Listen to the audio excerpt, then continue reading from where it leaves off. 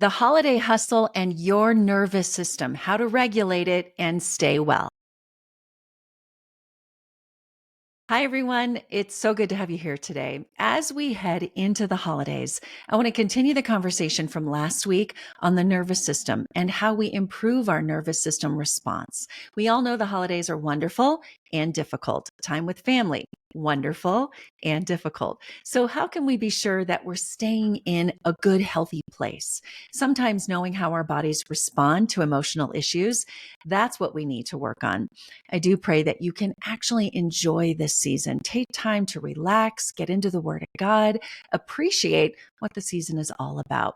But I thought it would be helpful to take a deeper look at how our nervous system actually works and how we can use that knowledge to stay in balance throughout the holidays. We all have an autonomic nervous system, or ANS.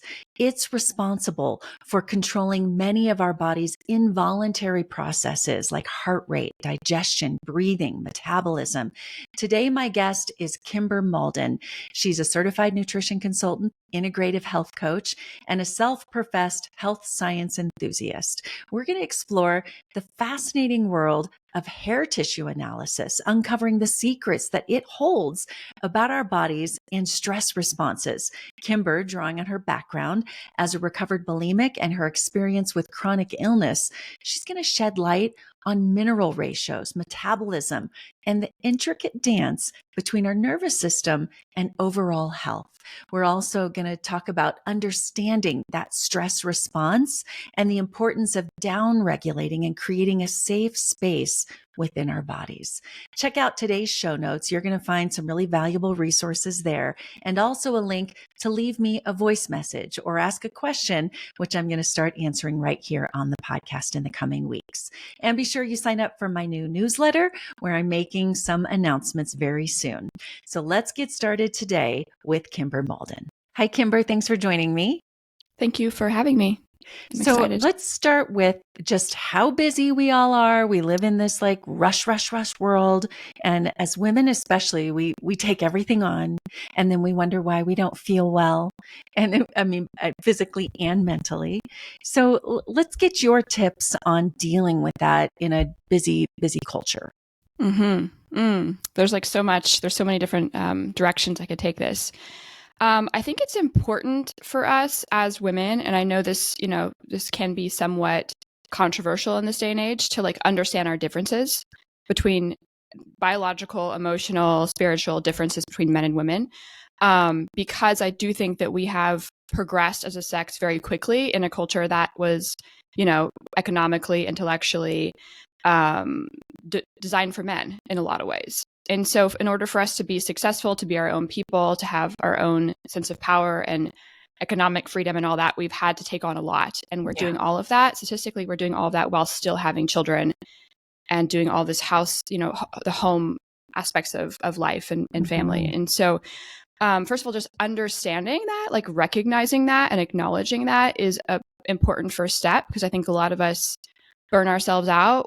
We develop chronic illness, we age ourselves, we lose our sex drive or our desire to be intimate in that way. And then we wonder why, and we feel bad about ourselves. It's something that we did, instead of acknowledging that it's actually a cultural issue. Yeah, I agree.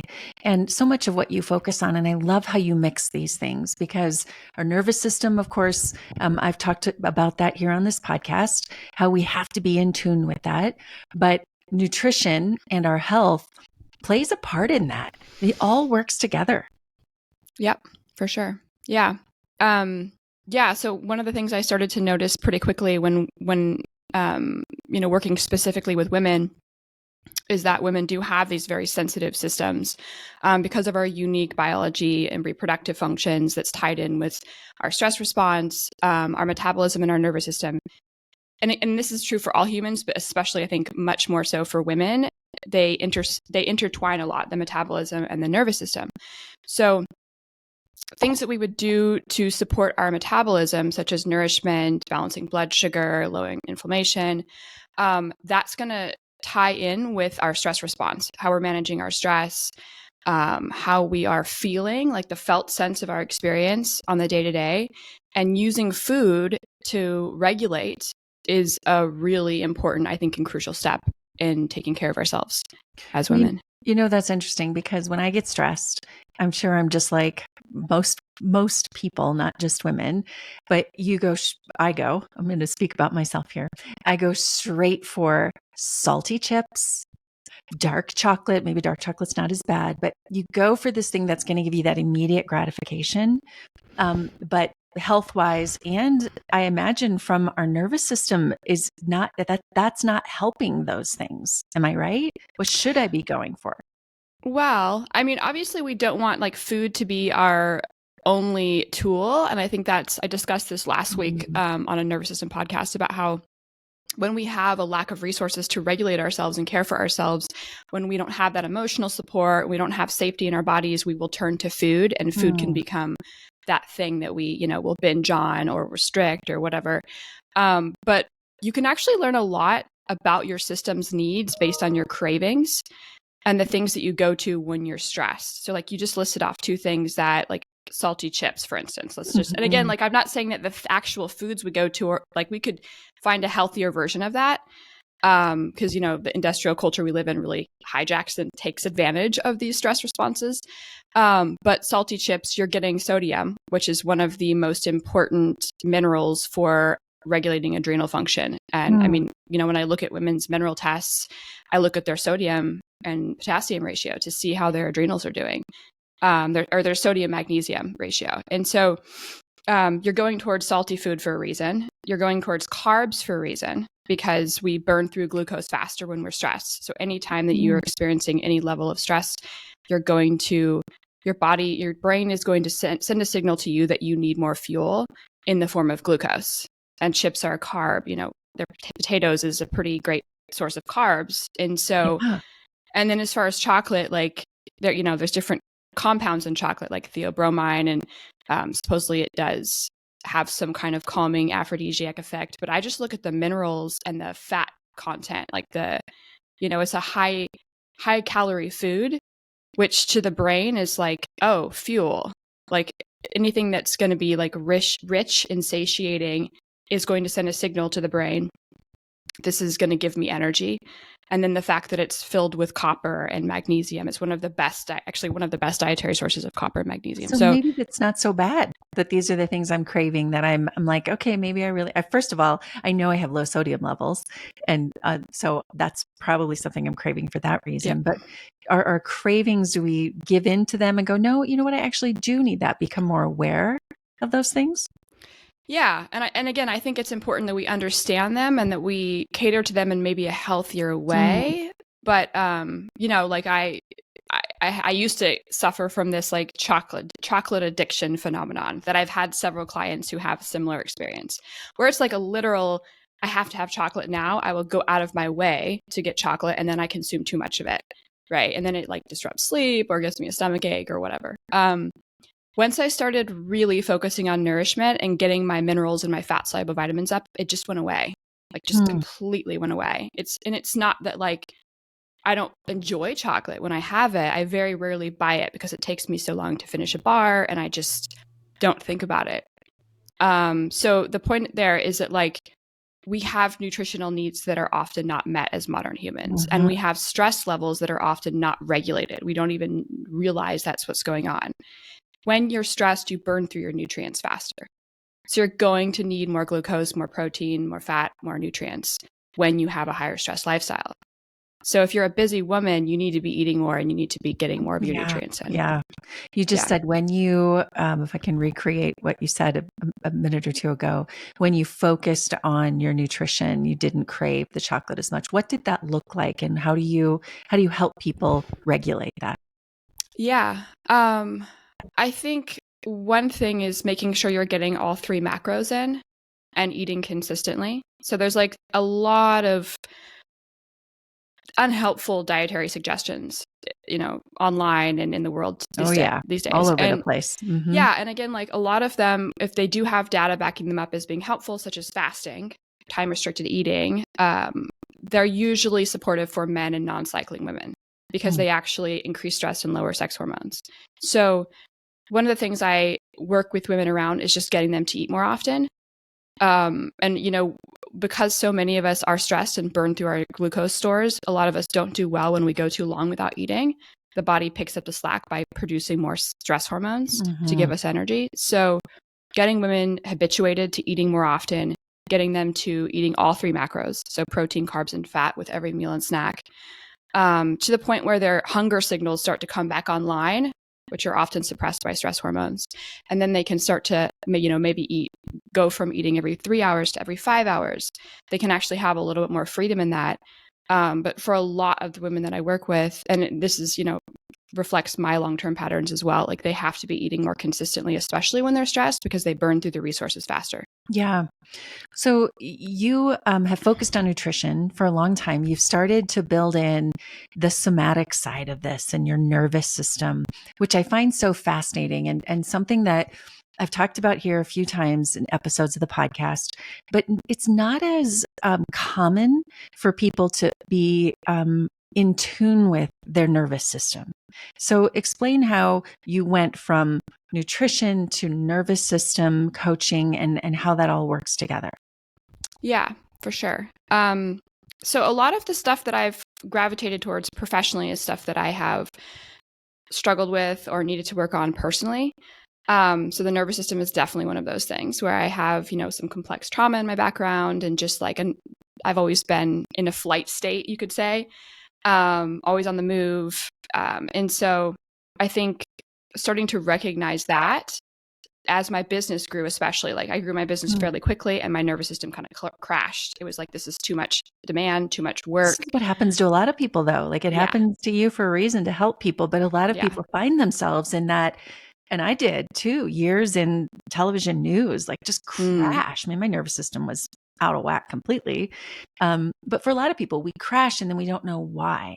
Totally. Yeah. And it's unfortunate that we have to get to the place where we crash first before we actually start to recognize that this is like a real legitimate need, something that we need to prioritize. And so our nervous system is like our operating system. It controls everything and it regulates how our body, how our, felt sense, our biology, how that handles the things we take on in life. So it really is this really crucial system that we want to understand and start to recognize in ourselves. Everyone has one.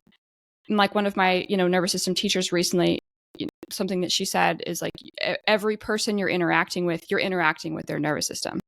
So the ways that they behave, their personality, the ways they show up, that's regulated by the stress response and the patterns they've had running for a really long time. So what I started to notice working with women, because I run hair tissue mineral analysis on all my clients, and like I can work with any lab, and I find labs to be useful when we, keep them in their place.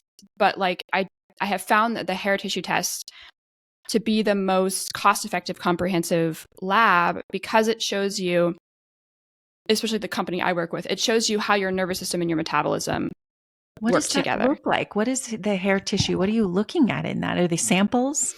So you take a sample of your hair and you send it in, and they'll look at, because you take it from the root and you're looking at what's leaving the cell, because that's what's coming out the hair is what's leaving the cell. And because our entire metabolism works on minerals, relies on minerals for enzyme production, hormone production. I mean, they really do play crucial roles in every aspect of our health. So you can see through looking at mineral ratios, the quickness or the rate at which minerals are leaving the body, mineral levels. You can tell how your stress response, your thyroid, your adrenals, even digestion, like it tells you quite a lot about what's going on inside your body. And and so I started to see this pattern over and over and over again of downregulated women, or really women that have metabolisms that are so stressed and so sympathetic dominant, which I would have put myself in that category, that they're really low in all resources, like they're flatlining, but their foot is still on the gas pedal. So they've never really downregulated enough to actually slow things down and allow the system to calm down and stop burning through the resources so fast. What does that look like? Like, so when you say to calm down, to all of that, is that like a day off of work? Is that a Usually year not. of changing things? Like how do you do that? Yeah. So one thing that I have come to realize with myself and then, seen in so many clients is that you actually do have to understand your nervous system. And because if you don't, you'll take those patterns with you everywhere. Mm-hmm. You'll go on vacation and you'll take that upregulated state. Yep. So understanding the things that you can do, like, and we can, talk about the trainings that I have around this, but understanding the things that you can do, because it's not a matter of will. And it's also not a matter of just understanding intellectually. This is where the somatics comes in. You actually have to spend time dropping into your body and creating a safe space within your body, like allowing your body to feel safe to actually calm down. Because what tends to happen is when we're upregulated too much of the time, we're consistently sending a message to our brain that we're not safe. So then our bodies become an unsafe place to be. So we spend less time in them. So we don't actually know what's going on. 100%. This is so, I think a lot of people will hear this and go, oh, that's me all the time. But what I still don't understand is, how do you get there? Is that yoga every day? Is that quitting the job that's really stressful? Like, how do you get in that? What did you call it? Unregulated or downregulated? The downregulated state. How do you know when you're there and how do you get there? Yeah. So to go back to the hair tissue test, one thing that I really love about the company I work with is they can actually tell whether you have a fast metabolism or a slow metabolism based on your mineral ratios. So what I tend to see a lot is a really fast metabolism, which is like flatlining, that over stress state, or a slow metabolism where the metabolism has actually already slowed itself down regardless of you, because you've run low in certain resources. It's like a stress response to go into a slow, low protective state. And what I've started to see is about 80% of the population is slow and low. Wow. Yeah, it's the biggest percentage of people that I work with are slow and low. And so that means their adrenals are slow, their thyroid's slow, their blood sugar tends to be low, their energy's low, digestion is slow. As a result of that, you get all of these symptoms, right? Because your energy's low and your body's not able to produce the energy to match the demands of your life. Yeah. So in order to move out of that, you have to, one, focus on your nourishment, because you're absolutely going to need a lot of resources, biological resources, in order to, build up your system.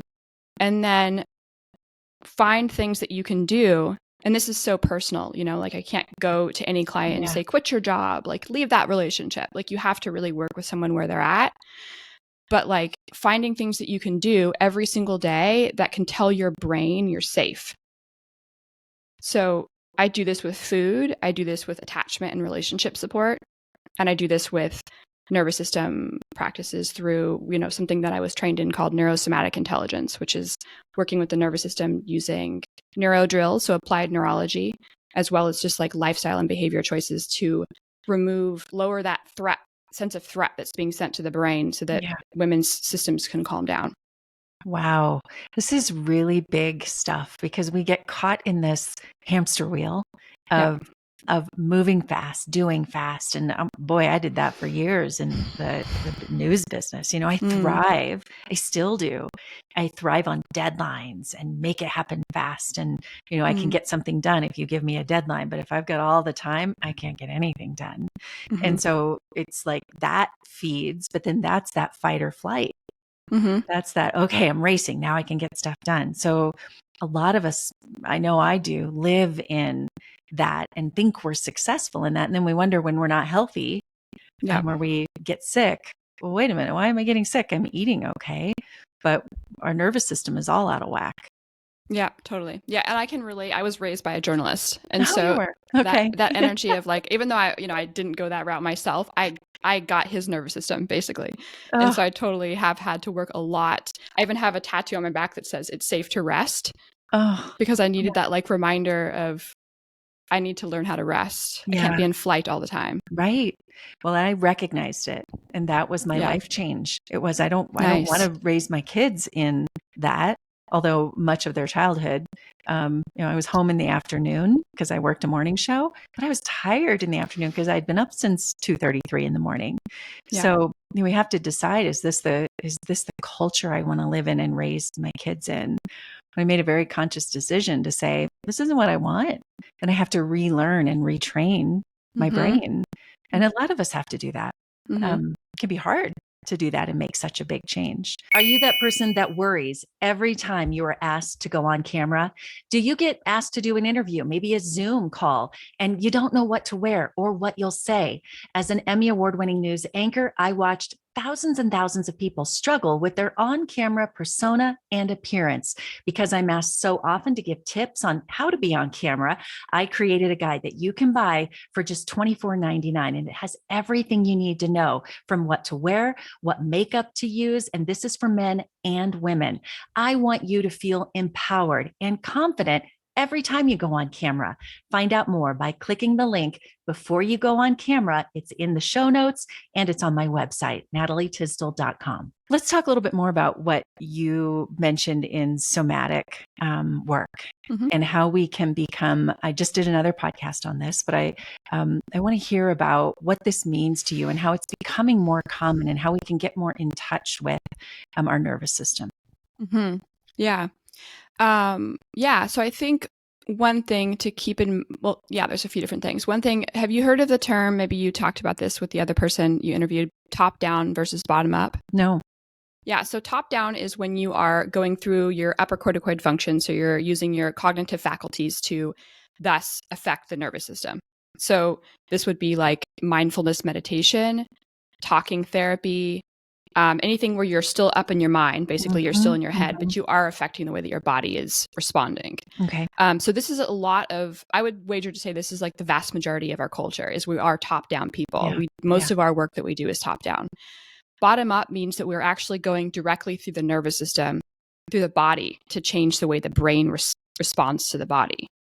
And so we're doing this through breath work. We're doing this through just different embodiment practices, different movement practices, that, the neuro drills that I do. And so this is sending consistent signals to the body or to the brain through the body that we're safe, that we can be embodied, that we can be here. And then also recognizing that like a lot of us are disembodied in various ways, from trauma, from stress patterns, from lifestyle. We disconnect from certain parts of our body, and we don't, the brain isn't recognizing those parts of the body. It's not recognizing the signals from those parts of the body, or it's recognizing them as a threat. It's getting threat signals from some either inside the body or outside the body. That's increasing our threat response on a regular basis. We may not be aware of this. Yeah. So I think one thing is like not telling people that they just need to embody, right? Like, oh, just go and meditate, because people leave their bodies for a lot of reasons. And so they might not be in their body for a reason of safety. Like they might not feel safe in their body. So giving them tools that they can slowly, like in neurosomatics, we talk about minimum effective dose, not just telling someone to drop into their body right away or to like do some somatic practice that's going to bring up a lot of stress for them if they haven't, if they haven't actually created the safe environment for them to do so, just if that makes sense. Yeah. How do you do that though? How do you create the safe environment? I mean, for someone who's listening thinking, I think I need to experience this, I need to work on this.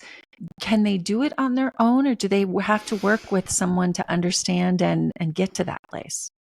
Yeah, I don't like to say that you need someone else. Like that's not my place, because again, everyone's situation is so unique. Their resources are unique. What they're open to at any given time in their lives is very personal.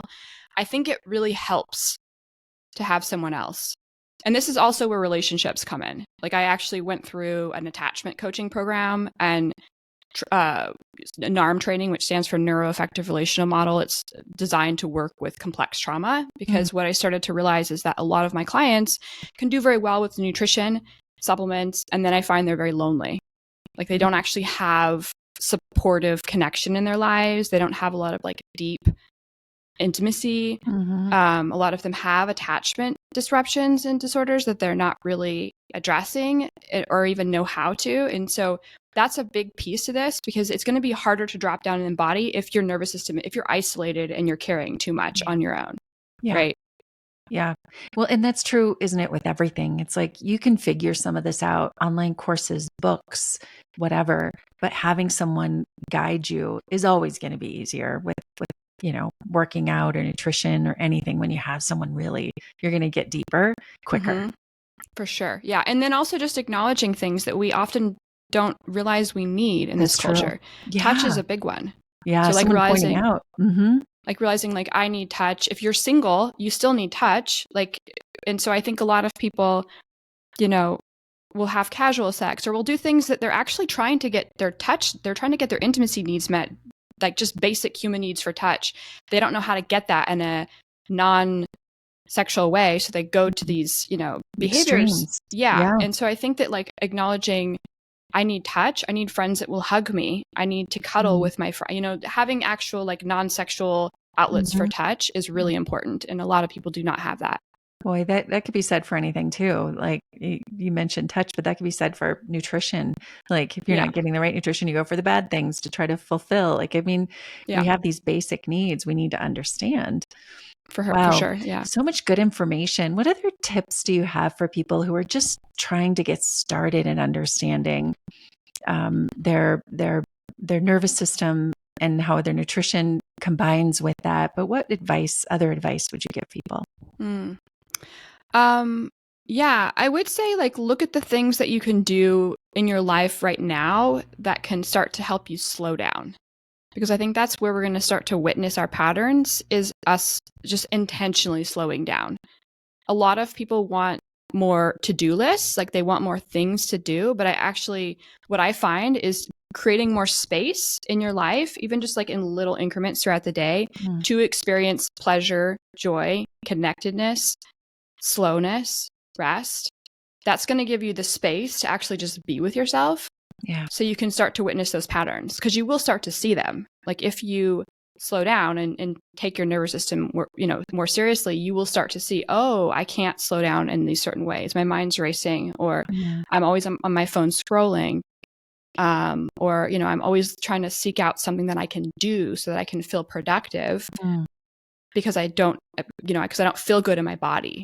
And that's the thing that I do to give myself a sense of worth and value is I'm productive. Yeah. And you almost have to schedule that slowdown because there will always be a phone, a TV, distractions. Yeah. And so especially once you have children. Oh yeah. Yeah. That's but to schedule that walk or that meditation or whatever it is. And it's hard when a million things are going on around you to stop and shut the world off and schedule that. But as you said, the benefits of that and really being in tune are immense. Yeah. Sure. And I think that like in this culture, there is so much, right? Like we live in a culture that encourages us to be non-essentialists. And so we can focus on everything. We can give our focus away very quickly. And I think taking on this concept of like essentialist in the sense of like, what is the most essential to me in my life? And how can I dial in on that and build skills to work and rituals around that? So like family, health, career, just like those three things. Like, okay, those are the three things that are going to be my things. Yeah. And then you'll, that way you can kind of start to weed out the things that are just distracting you from those things or that are like lowering your capacity to cater to those things. Yeah. And the phone thing you mentioned, like the scrolling, that's a big one. Like, I think a lot of us, I've had clients that are like, oh, I'm having a hard time down regulating. I'm stressed. And I'm like, okay, so are you taking breaks throughout the day? Yes.